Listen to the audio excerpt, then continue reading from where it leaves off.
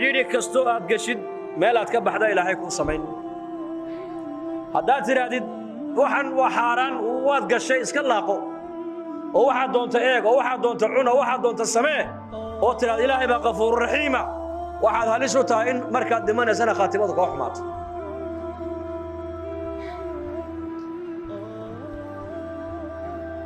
nin saalixiinta ka mid ah salafu haadihi lumma ayaa waxaa culammadu ka sheekeeyaan kutubtu ku qoran yahay taariikhdiisu xajku u socday baa layidhi ama safar buu ahaa sahaydii baa ka go'day sahaydiiba laba beelood dhexdooda isagoo hilin waddadii yareed maraya ayuu arkay xabad tufaaxo dariiqa iska taalla uu qaatay uu gaajoonayay uu kabaday xabaddii tufaaxii markuu kabaduu calooshii ku riday gaajadii ka yar damtay ka dhaadhacday ayuu yidhi xaqa naas baad cuntay ayaa kuu fasaxay nuskii kaluu iska qabtay beertii buu yimid nin beerta ka shaqaynay uu ku yidhi beertan ma adigaa leh maya waan ka shaqeeyaa maxaa dhacay waxaan u malayn tufaaxani beerta inuu ka soo go'o dariiquu ku dhacay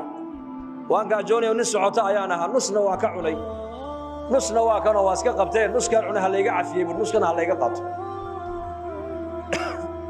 ninkii beerta lahaa baa yidhi anu beerta ma lihi waan ka shaqeeyaa laakiin ninkii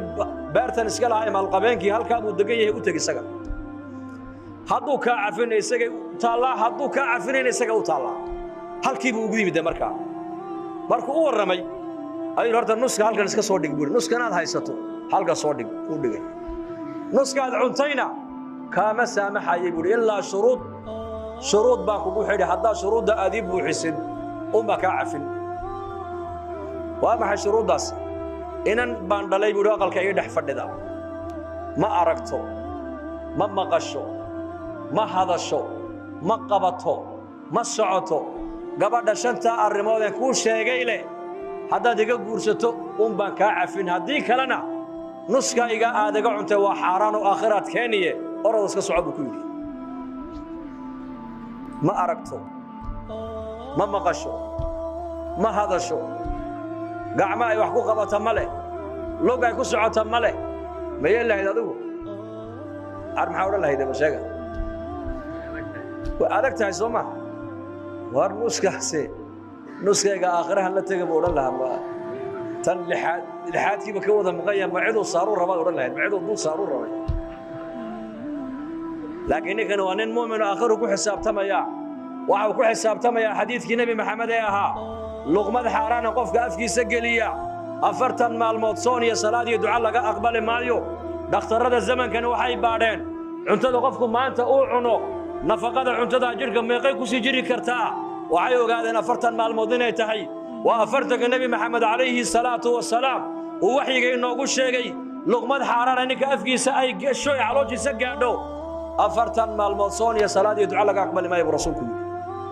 taabuu markaa ka fikiraya saxaabni kale waan guursan buu yidhi ma layga cafin haa caqdigu markuu dhaco waan kaa cafinaynaa intaa ka horraysase kaa cafin maayo ninka dhallinyaradu daa'iman wuxuu iska jecel yahay gabar qurux badan soo maha oo cad oo dheer oo laankaaga maasha allah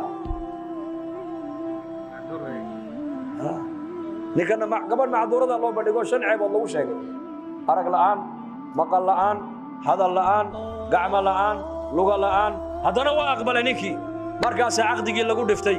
markaas waxaa odaygii baa yidhi haddaba mar hadduu caqdigii dhacay waa kaa saamaxee caroosna waa tahay inantii waa ta qolkaa ku jirta way ku sugaysaaye oroda u gal buu ka yidhi adigu haddaba waa xaaskaagii isagaa markaas la sii hadlayo wuxuu yidhi haddaad la hadashana ku maqli mayso haddaad ishortaagtana ku arki mayso haddaad maarataanay adu qayladana ku maqli mayso haddaad gacanta u fiiqdo gacan ma hayso haddaad kici tiraada kici mayso markaa buu yidhi maxaa la samayn marba waad ku jirtaa oo waad gashee ilaahay baana kula soo doontay aakhira naarta ka badbaadide iska salaam malaa'ikta ilaahay baa ku jawaabi doontay dargaa buu soo galay assalaamu calaykum waraxmatullaahi wabarakaatu markaas aqalka bartamihiisa waxaa loogu diyaariyey gabadh aad moodo quruxdeeda iyadoo kale adduunka aanan oolin oo loo malaynaayo xooralcayn samada ka soo dhacda inay tahay oo wixii la sheegay oo dhan waxba ayna ka jirin indhihii bay qabtaa maqalkii bay qabtaa hadalkii bay qabtaa socodkii bay leedahay gacmihii bay qabtaa markaasuu joogsaday malaha anaa qaldanoo qol kale ayaa soo galay ما يبي كتر الزوجة دادي بان هي إيه كان بي كتر مركز يقول أبها سدو يقول شيء سكدوان بيقول عليه حنت وحرام بي كتر أبها يا حمن وحو كاير أنا جاي شيء أنا كود جوابي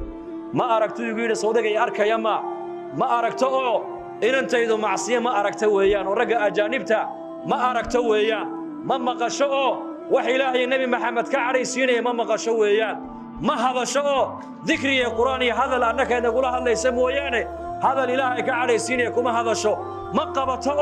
لين أجانب ولقد قعنت إذا كما يقبل ما سعته لقيه مال إلهي وكعرنا يو وما يأذيك صنع لقيه كما يمرن بيوك صداس وابهي وجدا يسيك لها مودي بكتب ومن يتق الله يجعل له مخرجا ويرزقه من حيث لا يحتصب ميلو سكفلين أي أرزاق دي لهي كسيي بيرتي بالسيي قبدي مال قبين كو دلنا والله دسي أعظم من هذا بالوحى كسي قيمة بدل وكسي وين نكا صالح ولقاها هي قبدا مطيعة هيدي أبيدي ويدي تلدا أبي هو يكو غوريسي إيه تلدا أنا كسعون إيه تلدا لبدا والد أقل كوفردينا waxay ku curteen labada qof markay isku tageen imaam al-a'zam bay ku curteen imaam Hanifa imaam al-a'zam imaam Nu'man bin Thabit imaam Hanifa imaamka a'immadoodan imaamka uu ahaa imaam Malikna wax baray imaam Malikna imaam Shafi'i wax sii baray Shafi'ina imaam Ahmad wax sii baray imaam al-a'imma baa la yiraahdaa waa imaam al-fuqaha sheekhaas gabadhii iyo ninka saalixa markay isku tageen ولقى إلهي علمي سما دون كودن وبوحيي فقيها أها أيا إلهي لبدا قف كسر حساري ولا ليال لن يري هذا إلهي كعبصونه وان إلهي دبر رمينه وضاعد إلهي كودا دالنه وسد إلهي نقرب أن يلو سدان دون إن نرش الدنيا ده نحن الله نقدر ورمي مقلسان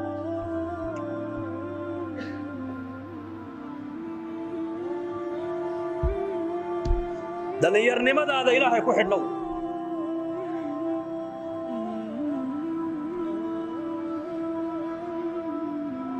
cabsida ilaahay ba meel walba galeysay ugu